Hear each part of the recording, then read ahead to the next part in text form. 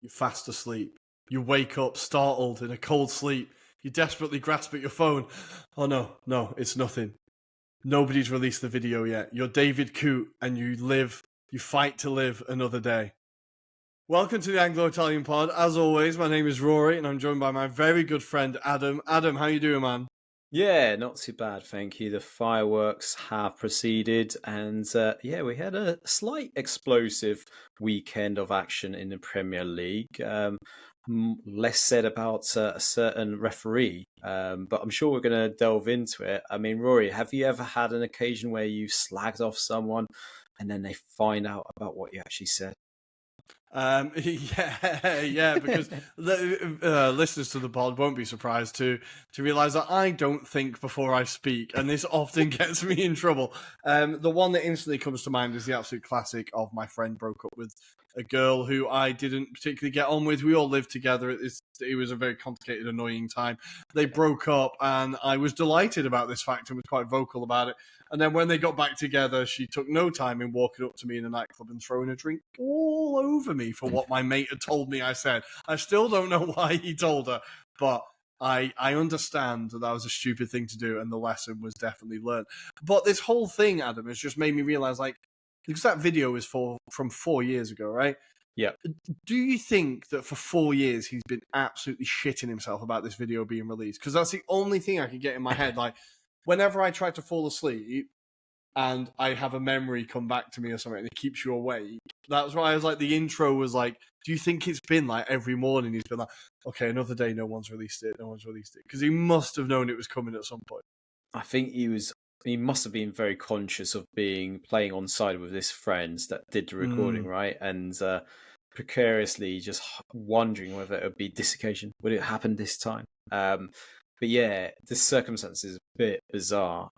Makes us kind of go conspiracy theory and think maybe others have also got the same feelings without maybe vocally kind of saying it. And maybe it's epidemic, because I don't know if you saw the kind of UK chart that showed where the majority of referees are congregated, and you'll see the Northwest seems to be full of them at the moment, whereas down south, there's not a singular referee that's anywhere. The closest that London teams have is a Bristolian, basically, essentially. So, it's quite well spread up in the north, isn't it? It won't surprise people to know that this is a common topic on Arsenal podcasts. It's like, why are all the referees from within a 25-mile radius in the Northwest, and it's all from within Manchester? Yeah, and obviously, as someone from the North who supports the team from the South, I always feel a little bit torn on this. And I'm like, oh, dude, but it is suspicious, obviously. Now, look, I think, without getting too deep into what is ultimately someone off their box trying to show off that they know Jurgen Klopp and James Milner, I think it is, like, I'm not stupid enough to think that no referee has ever called Arteta a cunt. Right? I think every referee has called every manager a cunt and every player a cunt. I just think it happens all the time, because these are people you work with. And not only do you work with them, you spend 90 minutes getting screamed in your face by these people. Like, I'm not stupid enough to think he's the only one who thought Jurgen Klopp was a pain in the arse, right? Yeah. But I do think, and I don't know if I'm like diving too deep into this, but I do think there's like a wider issue with the PGMOL thing and referees here. Because I think ultimately, no matter how off your box you are, if you're in a position like this and you know someone's recording it, no matter how hammered I have been in the past or whatever else, if someone gets a camera out, I've always been lucid enough to be like, put away the camera, mate, please, because I don't want this going anywhere else. But I feel like there's a kind of arrogance with the referees that, like, oh, it'll be fine. I'll say this and it'll be fine, because there's ultimately no repercussions. Like, and I feel like in the back of his head somewhere, he was like, oh, even if this does get out, it's fine, because I'm going to keep my job. And I think it kind of sums up a wider thing with the issues of PGMOL, that the referees are too comfortable. I don't know if I'm reading too much into that. Do you think I'm like analysing too much? Do you think it's just someone who's an idiot? Like, how do you see it? I mean, I don't know what to think, given that this kind of became circulated in the last few hours. So it's a bit of a bizarre one, isn't it? I think, obviously, we'd be naive to think that referees would be impartial, given potentially they used to be football fans themselves, or they still support the clubs that maybe secretly on the sly side say they don't. Like in the case of David Coote, apparently he supports Notts County, but has anyone ever actually seen him in a black and white shirt? Probably not. But yeah, it goes wider to kind of speculate maybe certain individuals, and maybe there should be some sort of reform that actually says, do you know what, I support this team. Just be open and honest and say, I support Man United. Therefore, cool, we won't get you to officiate any of their kind of games or anything that could potentially be seen as being not partial or impartial to those circumstances. But yeah, as you say, it wouldn't be human for certain people to not have those kind of remarks as well at the same time. So there's been a lot of conspiracy theories in the last few hours to kind of speculate whether he actually meant some of the decisions that he actually gave away or didn't give in that circumstance, Rory. But yeah, does that open up the can of worms to kind of suggest that maybe we should get international refs for fixtures now in the league? Because that's where it's heading to, isn't it now? Well, I think it makes sense. You can bring in all the international talent in the world. Why can't you bring in the international talented referees? I think it makes, it obviously doesn't solve the problem of England producing referees, etc. But I think for the fix now, for the here and now, for PGMOL, that is clearly not fit for business and not fit for purpose at this point. I think that's the only solution we can really look at. But before we move on from this, I have to say the real villain of this piece is whichever prick released that video. Yeah. I have to say, the real dick in this story is the person that's decided, you know what, I'm just going to absolutely throw a grenade into this guy's career. I think you're the dick here. I think David Coote is just clearly an idiot. I don't think he's a dick. I just think he's stupid. But yeah, hey, I'll tell you what, we thought it was going to be a quiet international break, and I bet the Premier League were getting ready for a little bit of holiday, a cheeky week off. They're going to be issuing a lot of press statements this week, right? Definitely. There'll be a few suspensions already if they haven't already done so. I mean, we believe David Coote has been suspended as it currently stands, but it wouldn't surprise me if there's a wider investigation to find out if there's endemic kind of aspect to it as well. But yeah, Rory, that could take months before we actually see anything or any true evidence. So yeah, let's wait and see. But certainly the next 2 weekends are not going to be dull. That's for sure. No. Well, I'll tell you what, it'd be quite this if this leads to the full reform of refereeing in the Premier League. It would be quite funny if this is the straw that breaks the camel's back. It would be very funny. I can't help but imagine Jurgen Klopp is sat somewhere pissing his sides that this guy is absolutely that he's been the reason that this whole thing's been set on fire. I think he'd be quite happy with that. But guys, there was actually Premier League football that we're going to discuss today, and Arsenal didn't lose, so I'm not too depressed this week, which is nice. But of course, this week we did have Brighton beating Manchester City 2-1, 4 losses in a row for Manchester City. Bald fraud, Pep out, time for him to go. Where do Man City go from here? We had Chelsea drawing 1-1 with Arsenal at Stamford Bridge. A fascinating game there. I think a draw, ultimately the right result, but we will be talking about what the takeaways are from both teams here. What really cheered me up, Tottenham 1, Ipswich Town 2, as Tottenham continue to just do Tottenham things and give a very impressive Ipswich their first win in the Premier League since 2002. And, of course, Newcastle United beat Forest 3-1 away. It looks like that win against Arsenal could have been the spark for their season that they needed. And the last one, Wolverhampton Wanderers getting their first win of the season as they beat Southampton 2-0. Cunha with a fantastic goal. We'll be talking about that game too. Guys, we're going to take a very quick break. When we come back, it's time to talk Premier League. And we are back. Welcome back. And we're starting at Stamford Bridge. Chelsea 1, Arsenal 1. Martinelli opening the scoring for the Gunners in the second half before a mere 10 minutes later, Neto with a beautiful finish, making it level. This, to me, felt like a bigger result for Chelsea than it was for Arsenal. I think what stood out to me here was the sheer improvement in Chelsea this season. Now, last Yeah. year, obviously, they were improving under Pochettino. Everyone was kind of half surprised that he was fired. But I think it's fair to say, and not just because of this result, but because of general performances across the board, they've definitely got the right man in Enzo Maresca, right? The performances have just been so much better, and they look like a team that are ready to compete for top four, definitely, and maybe not far away from title challenges in a couple of years. Yeah, 100%. I think there was a lot of expectation on the likes of Cole Palmer to maybe be the catalyst for it. But actually what you saw in this match was that they had other individuals stepping up to the plate and being counted. And, none more so than Pedro Neto. What a phenomenal signing he was at the time. We kind of speculated whether he'd get game time, but actually under the system that Maresca has got, he's becoming really a key catalyst, key focal point for them in terms of the kind of wing play, but also in the nature of the goal that he did score, he's able to come into the inside. And, the space that was afforded to him was a bit embarrassing, really, to be fair. And I'm sure you don't want me to say those words, but I think a lot of credit has to go to Maresca for instilling a style of football that definitely seems to have evolved from Pochettino.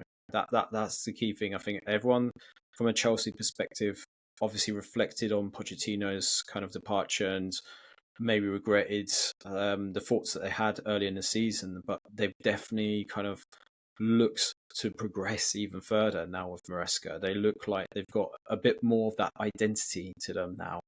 And like you alluded to, they definitely are contenders for this top four. I think they're just short of a few additions now, Rory, to kind of say, could they have the capability to, challenge in that kind of title mix? Certainly, I would say they're a striker away based on what I've seen, but also I think defensively they've started to look a bit more assured. However, they are still fragile at the back, and I think they're going to be the areas that, if Maresca has the opportunity, he'll look to do. But I think the whole aim is to probably balance it from a PSR perspective and stick with the players and hopefully pull through. But this was certainly more of the Chelsea that we've seen traditionally of old. And I think there's definitely a confidence now within the fan base to kind of say, when we go behind in matches, doesn't matter. They will pull it through. They proved it in the Manchester United match. They've done it again against Arsenal.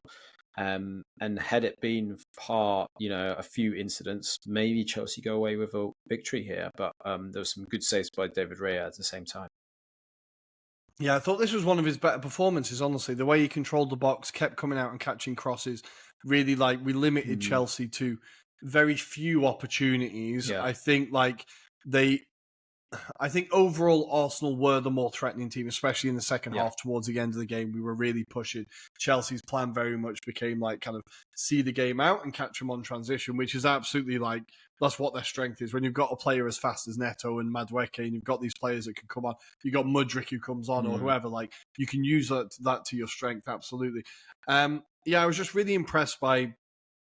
I find him really irritating, but Cucurella was fantastic. But I do think the man of the match for Chelsea was actually Caicedo. I'm not quite sure how he didn't get booked, but I thought he had a fantastic game. I thought he really the steel that he shows in midfield and the quality is just he's a player that when he first came to Chelsea, people were we were all saying okay, flop, they've bought the wrong Brighton player, but he's really starting to step into that role and become a leader on the pitch. I was really impressed with him. And of course, Pedro Neto, a player that personally I really wanted at Arsenal. If it wasn't for his injury record, which I still think Chelsea are doing a good job at the moment of keeping him fit, they also have so many players that they can give him a rest, which I think is the positives of this mad-ass system that they've got are kind of shown here, that he doesn't have to play every minute of every game, so his hamstring isn't going to go after 3 games, if you know what I mean. So I think it'll be interesting to see if long-term they can keep him fit, but it was also interesting that he started on the left and then second half he switched to the right, and that was definitely where the more threat came from him. But the quality overall from Chelsea I thought was fantastic. Cole Palmer, I was relieved, but really disappointed by his performance. I thought he was just completely anonymous. The only times I ever worried were the free kicks they had, and he just spammed them both into the wall. And I was like, this guy's just not here today. And the definition of it for me of Now, there's a bit of bias with Palmer, absolutely. Like, he gets lauded as the second coming of Christ. And there was a moment where he gets the ball about 35 yards from goal. He's got so many options, and he turns around and just spams it into the second tier of Stamford Bridge. And the commentator, I swear, goes, well, only Cole Palmer would have the brain to do that. I'm sorry. What? Yes, no, I just couldn't believe it. It just struck me, and I was like, you know what? This guy can do nothing wrong. No matter what he does now, it'll be, that sheer genius of spamming the shot into the second tier of Stamford Bridge. This guy's playing 4D chess. It fucking blew my mind, honestly. But I was genuinely disappointed / relieved by his performance. I thought, like, Partey did a really good job, and Rice less so, but Partey did a really good job of keeping him quiet and just tracking him everywhere. So I think, yeah, very, very a good point for Chelsea that shows that they're ready to mix it with the big boys, I think, and that there is a marked improvement in them this year. For Arsenal, funny how missing your best player means you don't play as well. I think Martin Ødegaard coming back just absolutely made the difference. And, like, we can talk about how squad planning should mean that you don't rely on one player that much, and why did you let Emile Smith-Rowe go when you knew that one injury would completely collapse the team? Like, sure. But Adam, we have to say, for a player that's been out for 6 weeks, for him to play 90 minutes with that quality and that level of commitment, fitness, like it was, I think he should have got man of the match. I know I'm slightly biased, but I think he should have got man of the match ahead of Cucurella. I thought he was fantastic. Yeah, I mean, it's that clever ingenuity for that goal that kind of tells you all you need to know about his performance. That's the spark that Arsenal have been missing. And maybe there's a rethink from an Arteta and Arsenal approach around maybe in terms of the transfer signings. Do they kind of look at kind of getting someone that can be as clever and creative as Ødegaard? Doesn't have to necessarily be the same kind of caliber of player as Ødegaard, who could play in a different position, you know. But I think possibly that's the difficulty you've got, is that is such a unique position these days. Like, there isn't where back in the day where you could get those tricky wingers that were very creative and maybe didn't have necessarily the pace to the game, but they had that trickery, that kind of ingenuity about them. And I think that's possibly, to an extent, something that we're missing in the game right now. But the problem is, that they're once in a lifetime kind of signings, aren't they? And I think Ødegaard is such a pivotal player. I kind of did tip at the beginning of the season, I'm pretty sure that he would be player of the season. That was the kind of position I had for him because of what he did last season. And I thought he was going to be that important, but he's proving still to be important for Arsenal. And that performance was brilliant. Yeah, like you say, how he doesn't get man of the match, baffling. But from point of view, welcome return from an Arsenal point of view. The fact that he came out of this without any injuries as well, that's a positive as well, and possibly gives a bit more of a pedestal for Arsenal going forward, because they've been in that terrible bit of rut in terms of results now.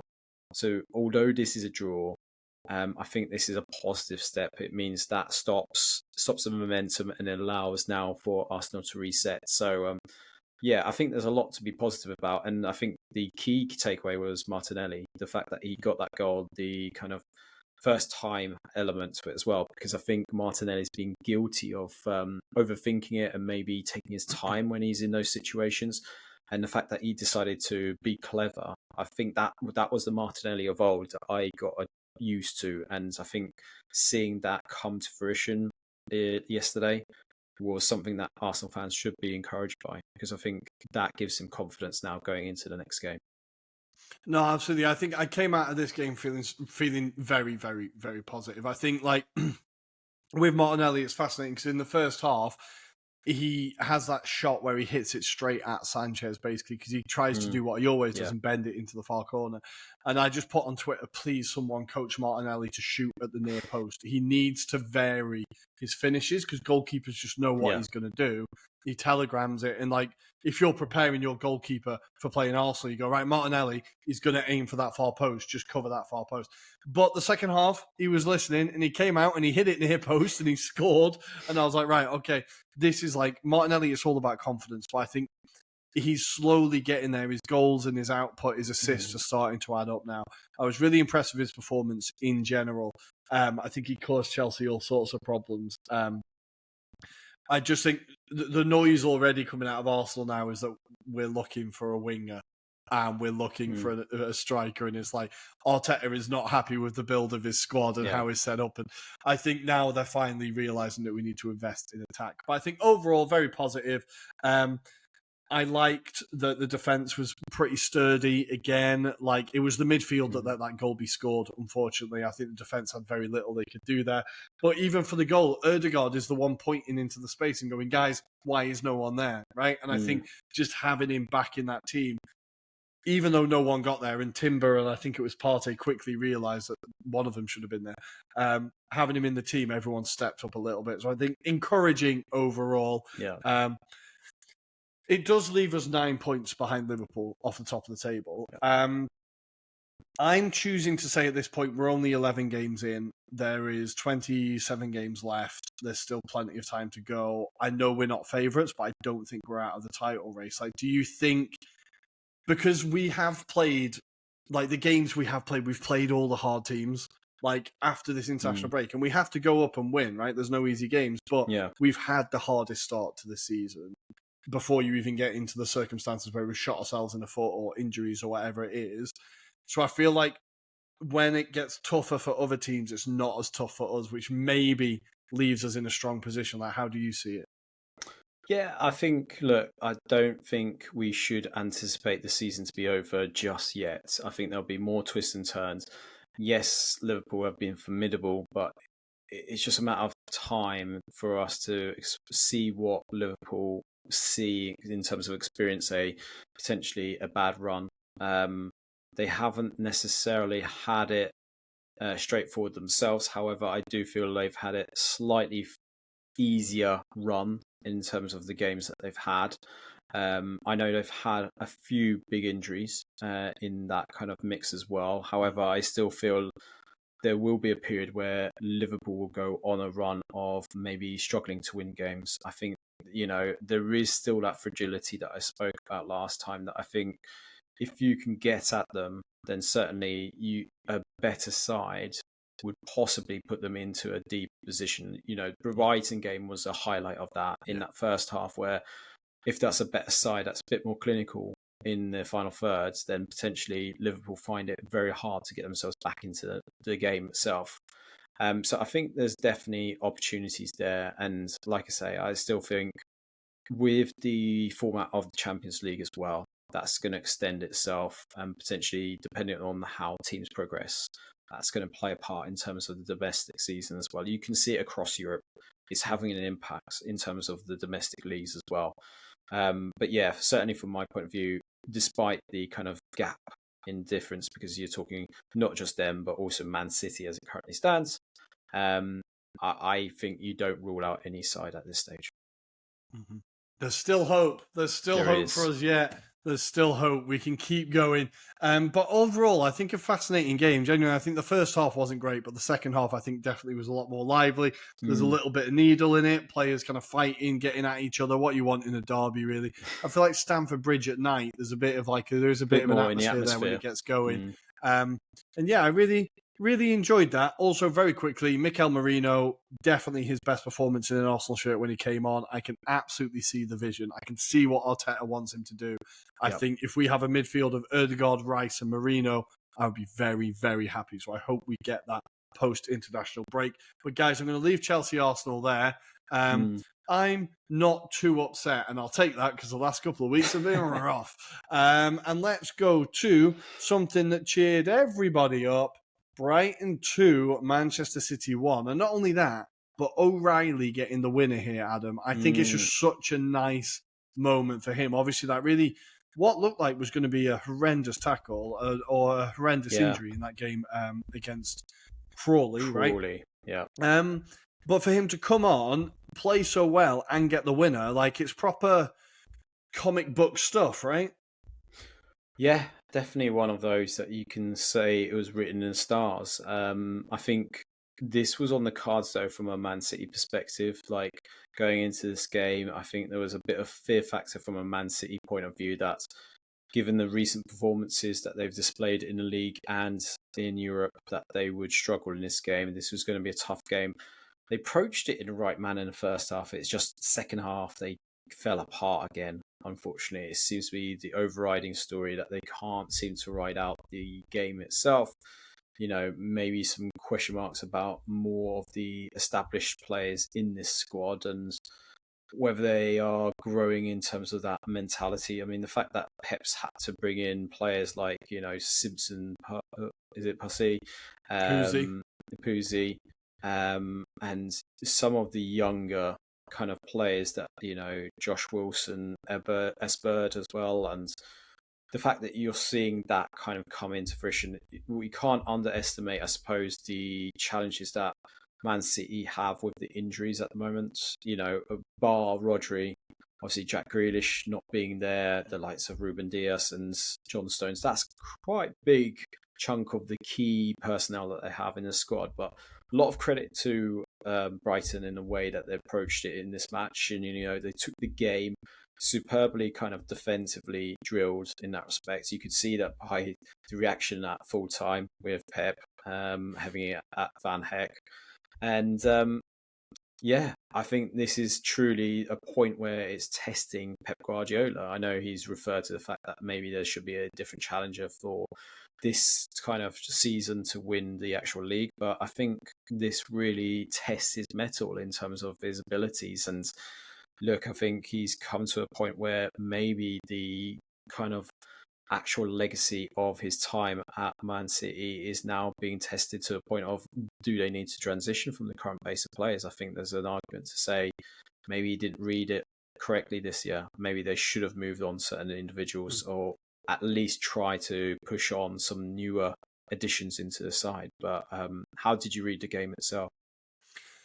I was really surprised by the difference between Man City first half and second half. I thought once they went 1-0 up, I was like, okay, they're going to get the job done here. Like, off their first half performance, I thought, yeah, they're back. They'll see this one out. And then, but Hurtsler, it feels like he really knows how to affect games. And it was really interesting. Now, it was something I was against at the beginning, and I think I still am against, but they had the halftime interview with him, and he just said, like, we're not doing anything wrong, we're just not fighting. Yeah. We're not running, and that's what needs to change. And like, he didn't change anything tactically particularly. He didn't change, like, he was just, and it's kind of what he did against Spurs as well, right? He just came out and said, we weren't running first half, second half we started running, we ran the game. So you have to say, okay, is he setting up his teams properly for first halves? Because this isn't sustainable, going behind and then coming back. Like, it isn't sustainable. Like, so is there something that he needs to change in his match preparation so that he can do this across 90 minutes? I don't know. But you do have to say, that second half, no one was going to be dealing with Brighton. Like, Mitoma damn near retires Walker. Now, I know Walker's had some pretty tough games in the last couple of weeks, but this was one of the ones where I was like, holy crap. Like, it's getting cruel to watch at this point. Like, and I think that whole defense, as you said, was fantastic. I really liked when Baliba came on in the second half. It was an absolute changer as well, though. Like, that was a big part of the midfield as well. Ayari coming off and Baliba coming on completely changed it. He's running in midfield and is just like hassling constantly and getting the ball and running. I thought he absolutely changed the game for them as well. But for Man City, we have to say, like, it's whether Guardiola's got another cycle in him, because this is a team that now needs transitioning, and it does need, like De Bruyne is basically out of the door and Walker's kind of done, and you've got, like, Gundogan back for one last dance, and you've got, like, whatever, there is like a lot of key positions here that are going to need to be replaced. So it's whether he is ready or has the energy for another, like, to build another team and take it as far as it can go. I think the main, but beyond that, the main issue for him at the moment is he's got a lot of players like sticking over positions, like you said, with the injuries. Like, Kovacic isn't Rodri, but he's doing Rodri's job. And then you've got, like, Simpson Puzzi isn't John Stones, but he's doing John Stones. And they're trying to, like, make up all the different roles across these players, and it just feels a bit disjointed. And then there's that. Alongside, you've got, like, nobody is scoring except Erling Haaland. Yeah. Like, and I know, like, his goals have always been a bonus, right? They've always been like, you've got the 25 that will win your league, then there's the other 50 that he gets that are just for decoration, right? But I think I saw the statistic, he scored like 58% of their goals this season. And like, Foden hasn't scored yet. Like, I don't think Gundogan's scored yet. Savinho hasn't scored yet. Like, there's a lot of players here that usually would be picking up the slack that aren't adding those goals.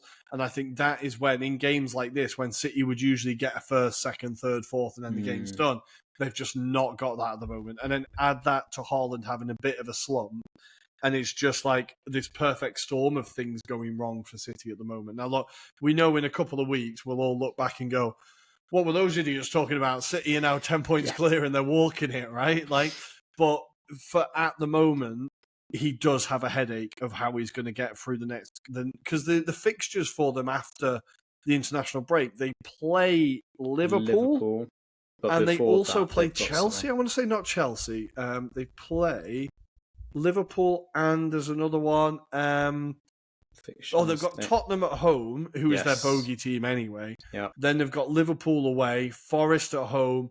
Like, there's 3 tricky games there. Forest at home, you'd expect them to win, but Forest this season, very good. No, but yeah, you've got the European experience as well. So at home to Feyenoord, as you allude to, Forest, Palace, Juventus away, and then it's the City derby against Man United, who could be, by that stage, showing some potential under Ruben Amorim in terms of his philosophical kind of cultural shift at Man United. So, you know, it could be an interesting period for City. And it, like you allude to, it opens up a kind of, does Pep have it in him to sustain it? And obviously we're waiting the court case as well to come out, because we're led to believe in the new year we should hear more information about that as well. So a lot of things are going to be divulged by that point. And like we say, I think he's in a position where he's going to tell them with 6 months warning what he's planning to do as well, because there's rumours about him maybe taking up the Brazil national squad role. Apparently they've approached him a few times now. So that could be his next project, right?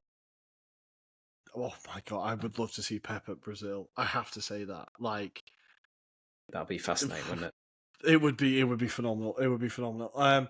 But we do also have to say he's one of the weirdest men on the planet, because what he did with that Van Hecke after the game, I hate it. I hate it when he does it. Done it numerous times. Because he did it with Redmond when he lost to Southampton or wherever it was. Like, it's just, it winds you up, because people have a go at Arteta for being performative. Maybe that's where he got it from, but that is the most performative shit ever, like Guardiola doing that, right? Yeah. Yeah, definitely. It's quite cringy. And the fact that he's blasé about the actual, what he's trying to intently say in those moments, because it's quite clear. He just needs a lip reader if he wasn't covering his mouth. That what he's actually saying is, you're an arsehole, basically. Like, you shouldn't even be playing football, or something along those lines, right? The underlying context is like, it's all massively passive-aggressive compliments. Like, it's 100%. But as you allude to, it's not the first time, but it's these little moments that seem to wind him up during the season. It's these little moments that could boil over, and this feels like this is the stress point that he's kind of built up, and he's had to directly do it to a player, hasn't he? Just so they've got a bit of attention towards an incident, and then it will deflect from what is possibly a bad team performance. So yeah, it feels like. But then look, Jose Mourinho does these kind of things, and Alex Ferguson has done it way before that time as well. So it's not unheard of, but yeah, it's just more an annoying thing from Pep, given his kind of credentials towards football as well. You could see Van Hecke trying to get away from him as well. Like, yeah, all right, man, leave it. A lot of times. He was like trying to get away from him. But there was one point where Pep goes away and Van Hecke's holding him back, like literally, like, go on then, just carry on. Sod off over there. No, it was really, really mad.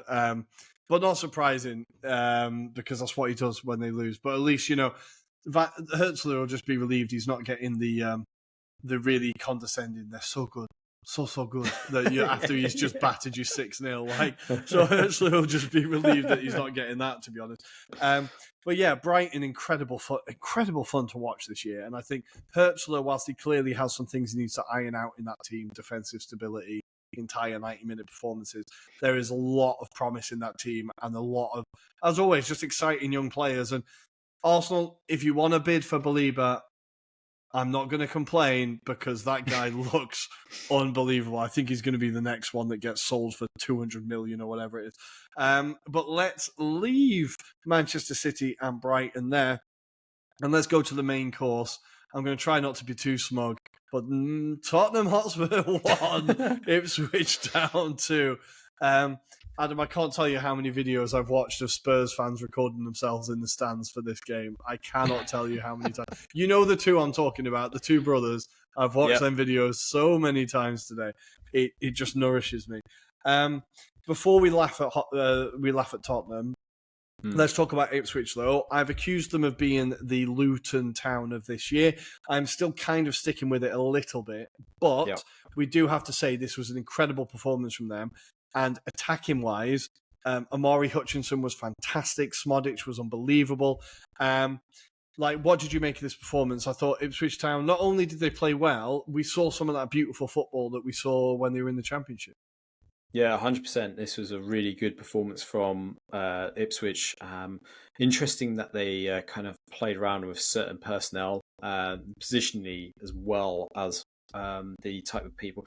Kajus, of who we know from his Napoli days as well, being in the fold for this match, having a good game. But I think what was most impressive was, I suppose, how well that, Ipswich didn't feel like they were pressurised, but they kind of just mentally rode this out, even in stoppage time.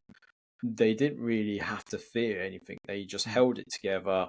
They knew their game plan really well, and I think there's more damning indictment on Spurs in terms of their approach for this game, because yet again we've got Ange Postecoglou going in an interview saying, just blame me for this, but he's visibly getting frustrated with these players. It's clearly a player thing more than anything. We can pick holes at the manager's approach, but look, the man is successful elsewhere. It seems to be at Spurs that he just can't seemingly get things together. And I think it's got to be culturally at this stage. There's got to be something that kind of lets them down. There's an Arsenal fan who's buried an Arsenal shirt under the pitch or something, or in the foundations of the ground. Like, there is a curse or something going on there. Like, I don't know what it is, but I think... Look, I'm going to come back to Ipswich, because Ipswich fans, you deserve 100%. Your time as well, and we will get onto it, because I still want to talk about Delap and Smodic. But we have to say with Spurs, firstly, they massively miss Van der Ven, right? Dragoshin has not got off to a great start at Spurs. He's had a rough couple of games, and I think this is another game again where he's not going to be winning many fans over. They were so easy to play through, though. Like that Ipswich second goal, I want to say it is, where it's literally like just passes through the entire midfield.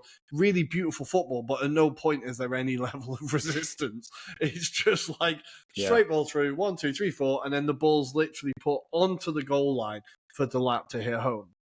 And I think this is where, like, the common denominator now, you're right, is Tottenham Hotspur.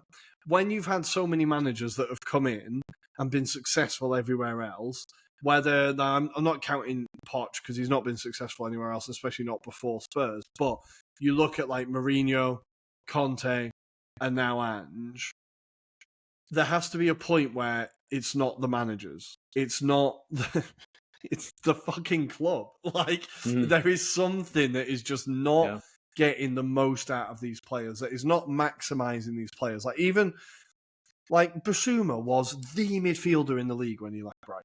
Mm-hmm.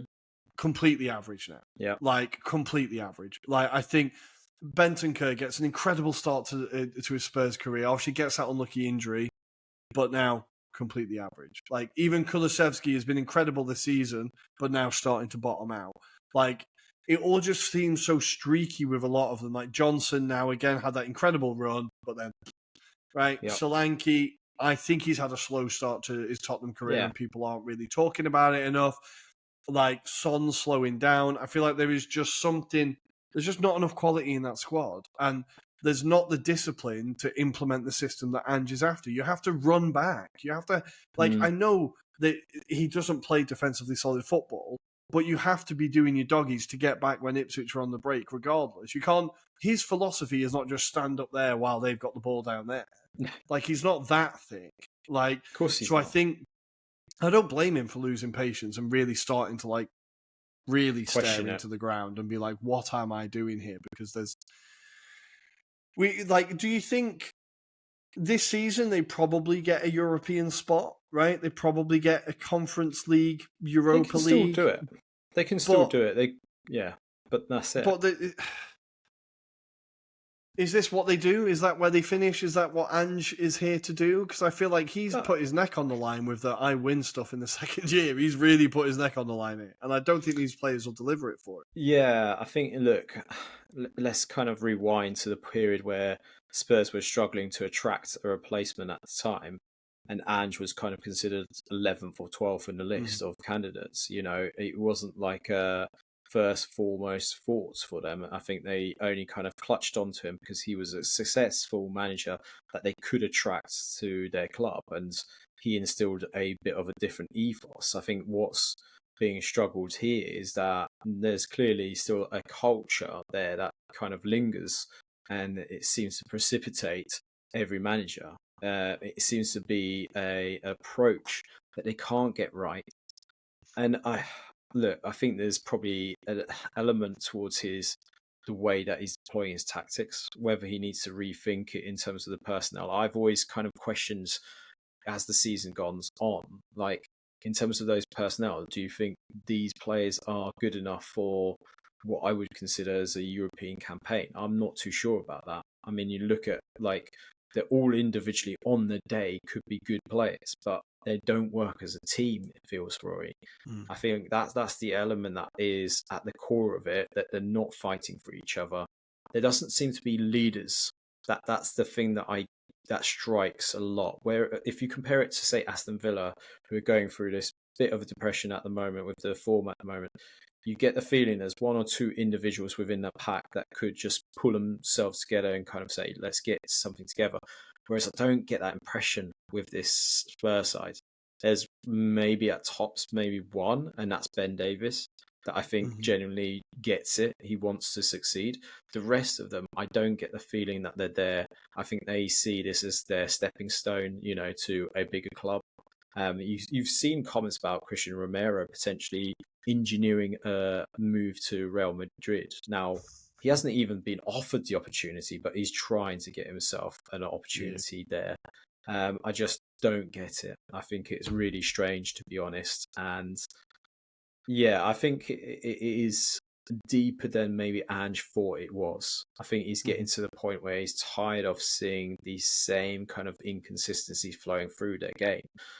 And it's, well, I don't know. I don't think this is the problem. They shouldn't get rid of Ange, but at the same time, they need to rethink this process. They need to kind of look at the kind of wider aspects and understand what is it that's constantly the issue. And I think maybe Ange just hasn't got the ability to move those players on. That probably is the issue here. I think most Spurs fans would tell you that Levy is probably the problem. And what they should do, really, I think, is kind of give the keys almost to Ange and say, right, what players do you need for this system? Yeah. What players do you want to play the football you want to play? And really lean into him, because I don't think they're going to get a better manager than him. If they do, they'd be thick to sack him. But let's say they sack him, they're not going to get anyone better. I think they should be leaning into him more and saying, right, we're going to build the club kind of almost in your image. You tell us who you want. But I think Levy is obviously Levy and kind of, counting the pennies and going for the third player on the list, not the first player on the list. And, kind of like that. He's hindering the club and holding it back, I think. And I think that is ultimately why Ange is getting frustrated. I think as much as going a goal down in 13 games at home in a calendar year is terrible, and there's tactically something wrong there, right? I think you can see the frustration comes from above as well as from below, as in the players, right? And I think, it's just a super, I'm trying to be objective with it because I do find it hilarious, but I think that, I feel bad for Ange because I wanted him to come into the Premier League and I wanted him to do really well, and he has done well. He is kind of doing well. But when out of 11 games you've already lost 5, Like, you look for the next team below them that have lost 5 games already, and it's, well, Brentford, even United haven't lost 5, right? West Ham have lost 5 games. It's the teams 14th and down that have lost 5 games, basically. Yeah. Right. So that's just far too many. And it will be a concern for them, because those European places are kind of slipping away. They're on 16 points already, and Forest are up in 5th on 19. So, like, obviously it can be turned around, but Sunday was their chance to go into 3rd. They could have gone into 3rd, but they didn't, because they're Spurs. And it's just what happens. But the last word on Ipswich, do you think this could be, like, again, perfect timing, international break, right? You've got your first win, not many of them going away. They can really push in and look ahead to their fixtures, right? They can certainly build on this. This was the moment for them. And I think, obviously, they go into the next match, it's going to be difficult because of just seeing it's Man United at home. However, they'll be buoyed with that crowd at home. But they've got some winnable games thereafter, potentially, Rory. I mean, they've got an away match against Nottingham Forest, which won't be straightforward. But they've got Crystal Palace in the next game, home. Bournemouth at home, Wolves away. And then it gets a bit more stickier. But look, there's some potentials there to get some points on the board. And that gives them the potential to build some momentum. As you allude to, they're a team that haven't got a lot of established internationals, so that probably works in their favour. And Kieran McKenna, he's doing a magnificent job, but this was the real big one to get over. They've got the first win, now they have to add to that now and try and aim for the next victory. And I think, look, there's an opportunity there in the next few games, definitely, to get that second victory on board. Well, that does take them out of the relegation zone and put them on to 8 points, 1 point ahead of Palace, Wolves, and, of course, Southampton bottom on 4. We're going to stay down there as we go to Wolves, who got their first win of the season against Southampton, 2-0. Southampton, very harshly, I think, had a goal disallowed in this game. I think their fans... I wanted to raise this because I think the only VAR injustices that ever get talked about are when it's the top 6 and it's the red cartel, right? Yeah. So I think we have to talk about just how horrendous the decision this was. I think it was I'm not sure why VAR intervened. No, I'm not 100% sure, really. Ironically, against a team that has had a lot of VAR incidences given against them as well, right? So fortuitous in their favour. But yeah, I mean, if you look at the Cunha goal as well, there's 2 clear incidents whereby Southampton players are clearly injured or hacked down, should I say, fouled more to the point, and it's not given. And that is so bizarre, because you think if it's not the referee, then surely VAR kind of calls the referee to look at the incidents themselves. So I think they got it massively wrong on the day, definitely. And there's a bit of injustice from a Southampton perspective. But look, Wolves will not care, because they've had many instances in the past where this has happened to them. And yeah, look, they will ride this out. They've got their first victory on board. It's all about trying to get the next one.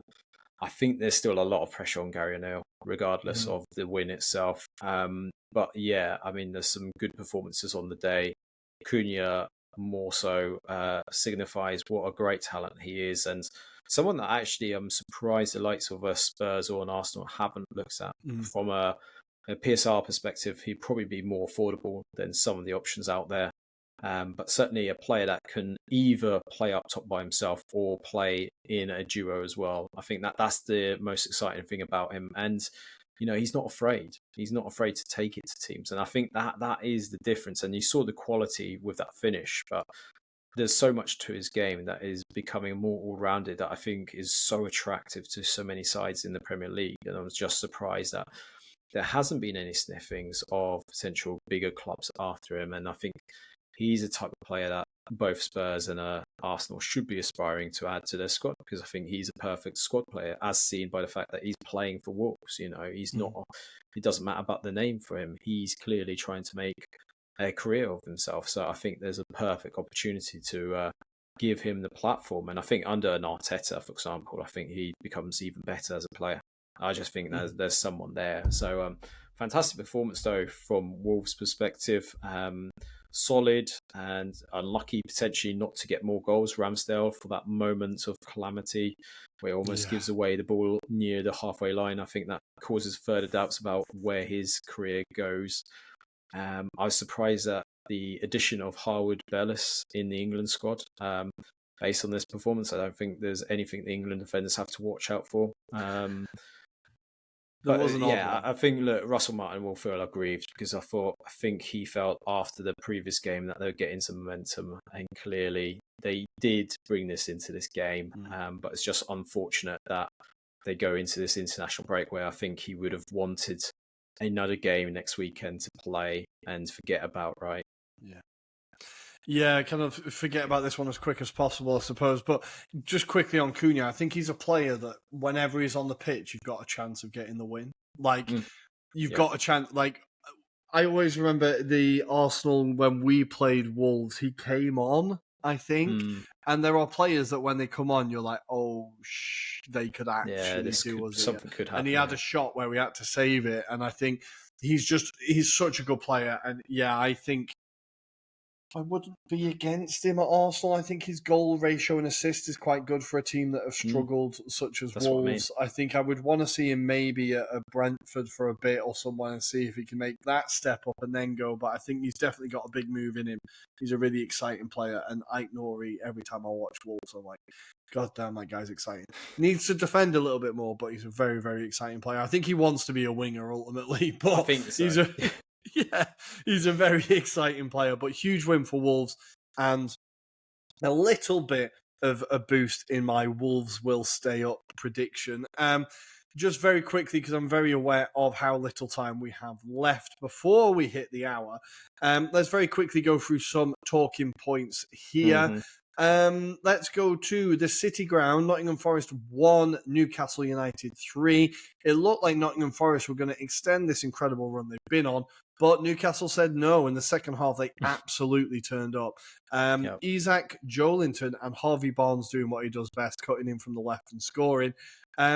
Newcastle looking a lot more impressive now. Wolves, was this just a bit of a wobble, a bit of a blip? I think they kind of got caught under the pace of Newcastle in the second half. Potentially, but then we have to credit, I think, Eddie Howe for the way that they kind of cut off the supplies from the wingers. I think that played a huge part in terms of the way that Nottingham Forest approached it. Inevitably, I felt like there was going to be a moment where Forest did struggle against the current form they've obviously displayed so far. Potentially it's come at a moment where they least expected it. But a lot of credit for the momentum Newcastle have kind of done in the last few games. Obviously, you alluded to, at the intro, maybe the catalyst was against Arsenal potentially here. Look, when you've got a player like Isak, Joelinton, the form that he displayed in this particular match, but the finish itself was superb as well. So, I think there's a lot for Newcastle fans to get excited about. It's whether they can consistently deliver it.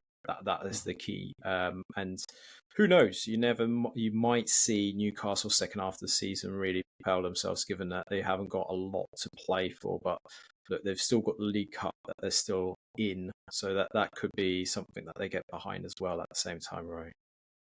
Yeah, I think it's nice to see their attacking lineup kind of starting to take shape again. Isak getting a few minutes under his belt back from injury.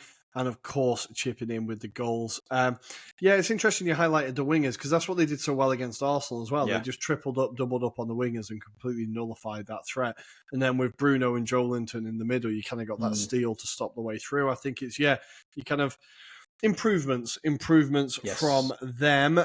Elsewhere, let's very quickly go to Brentford 3, Bournemouth 2. Brentford are a lot of fun to watch this year. They've scored the most goals in the league. Wissa with another 2 goals. And Damsgaard, a pod favourite from his Sampdoria days, with another goal. Great to see him getting consistent minutes. He's such a good player. I really hope he kicks on and does really well for Brentford. Bournemouth ultimately get 2 goals. But, Adam, is this sustainable for Brentford? There's 5-4s, 5-3s, 3-2s, 6-7s. Like, they can't keep doing this, right? I'm sure Thomas Franks is pulling his hair out, especially when you look at the Van der Berg incident where he kind of Oh my slots god. it in the direction of Ivan Nielsen.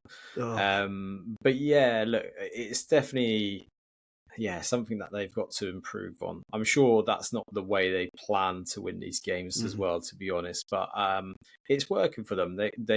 You get the feeling with Brentford that despite going down a goal, that they can pull it back. That's always the kind of aspect that you got to look at. That they've got that fighting spirit amongst them. So it's good that they're scoring goals at the same time as conceding it. But I'm sure Thomas Franks wants them to be a bit more probably more defensive at moments. But that will come in time. Look, I think there's not the same anticipation with this Brentford squad, but he's carefully getting them up, increased in terms of levels. That's what I find with Thomas Franks. His last season was precarious at times during the season. I think there was moments where they could have been dragged into the relegation fight. Whereas this season, he seems to have improved that in elements of the game, and they are getting to a point where they're potentially pushing into the top 10 now. So, I think it is just about getting consistency with the team and grinding out maybe more results along the process. But yeah, that will take time. Absolutely. I just do have to correct myself. So Spurs are currently the top scorers in the league with 23, but Brentford have 22, which is the same as Man City and one more than Chelsea and Liverpool. So they all do very well. The issue is they have also conceded 22, which looks hilarious on the table. A goal difference of 0, 22 and 22. Just looks quite comical, that. Fair play. Elsewhere, Crystal Palace 0, Fulham 2, Emil Smith-Rowe scoring again, and Harry Wilson scoring again. Emil Smith-Rowe getting caught offside because he's been doing too many uppers in the gym, and all of a sudden his hench and his chest is offside. Unfortunate for Emil, but absolutely delighted to see him just smashing it down at Craven Cottage. Yeah. The videos coming out of their dressing room as well. I don't know if you've seen them. It looks like everyone is having a fucking great time. Like They're everyone's just love each other. You got Adama Traore, you got Calvin Bassey, you got Iwobi. Yeah. Just so many people look like they enjoy a party.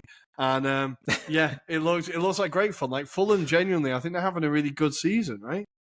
Yeah, I think a lot of credit goes to Marcus Silva for building that culture down there. He's kind of embodied trust into this group of players. Some of the players that were probably dismissed at other clubs, and he's building trust amongst them, belief in them, and he's getting them to perform admirably and maybe out of their skin at times as well.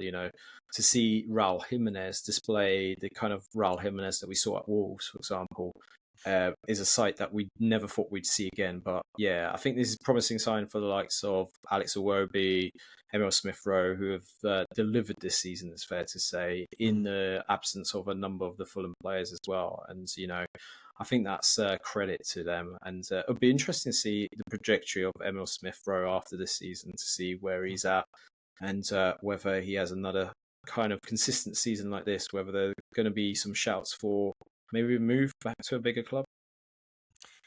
I really hope we put a buyback clause in that deal. I really hope there was a buyback clause in there. But I honestly, I hope he just gets another England shout at some point. I know it's like early days, but I hope he builds up the form to the point where he gets an England shout and they're like, get him back in there, get him on the plane.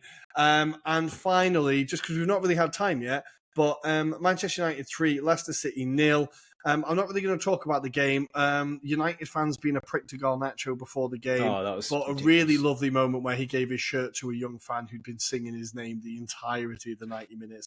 I love Garnacho as a player. I've always said he looks like the naughty kid in your class, but he seems like a proper top bloke and a nice guy. Really loves the club.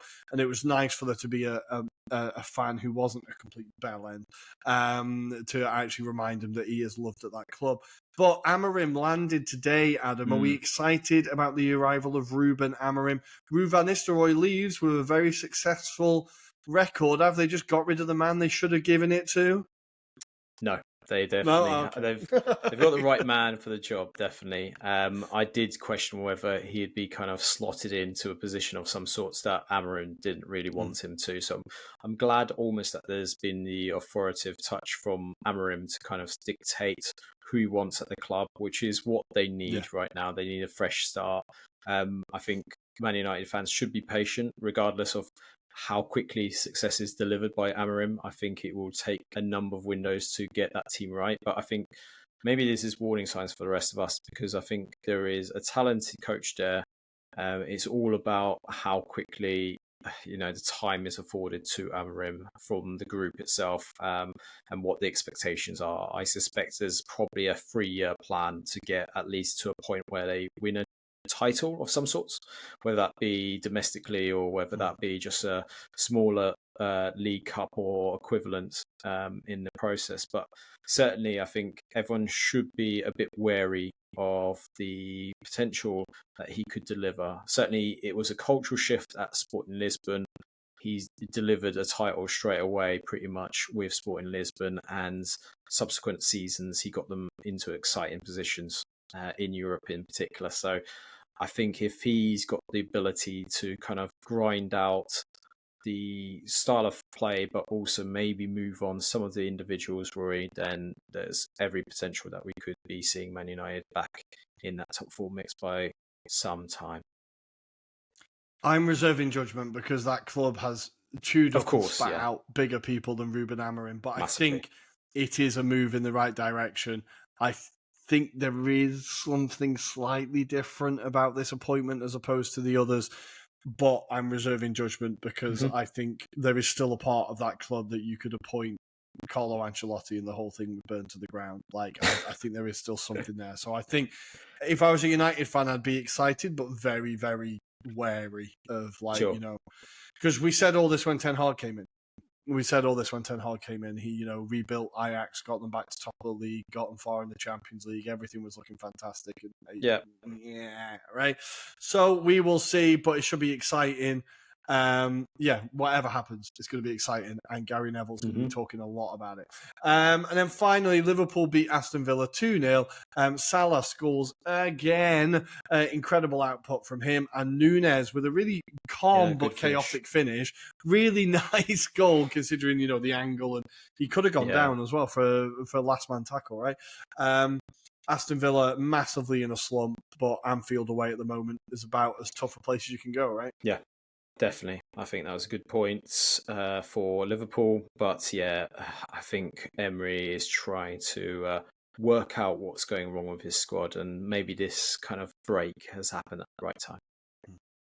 And finally, because I don't know why I'm even giving it the oxygen. I wouldn't even give it more than 5 seconds. West Ham 0, Everton 0. The only thing I saw from this game, and it's a tweet, there was a war reporter in Gaza who's a West Ham fan, I think, and he was like, just taking a break to sit and watch this game, and someone retweeted it like, has this man not seen enough horrors? Like, he shouldn't be subjected to Lopetegui ball, which I thought was obviously very, very dark, but very, very funny. Horrendous game all round. 2 massive losers in that one. Guys, that is everything for this week. Obviously, the international break is back, baby. And I don't know about you, but we're excited. So we are going to come back next week with something. We'll be talking about something. We might be asking you what to talk about because I don't know what there's going to be. So keep an eye on our social media for all that stuff. Adam, anything for our listener before I send them home? Just to say on that last point about West Ham, it was a funny clip, but I have to share it with the listener viewers. There was a clip of a West Ham fan saying that he was trying to think of potential candidates to replace Lopetegui, and he came to the conclusion of Massimo Allegri, and that he should be privileged at the opportunity of potentially looking to take over West Ham. Little does he know, Rory, that we know about his exploits in Italy. And let's just say, Rory, I'd be happy to see Massimo Allegri in his Fiat 500 pulling up at the London Stadium, trying to change the momentum at West Ham, because that would be incredible.